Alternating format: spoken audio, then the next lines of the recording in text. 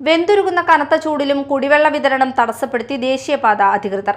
3 ആഴ്ചയിലധികമായി ദേശീയപാത നിർമ്മാണ പ്രവർത്തനത്തിന്റെ ഭാഗമായി വിതരണ പൈപ്പുകളും വാൽവുകളും പൊട്ടിയതിനാൽ നിർത്തിവെച്ചിട്ടുള്ളത്.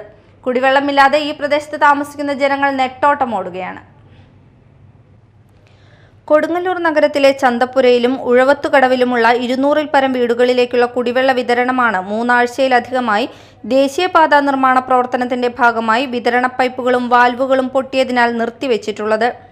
കുടിവെള്ളമില്ലാതെ ഈ പ്രദേശത്ത് താമസിക്കുന്ന ജനങ്ങൾ നെട്ടോട്ടമോടുകയാണ്.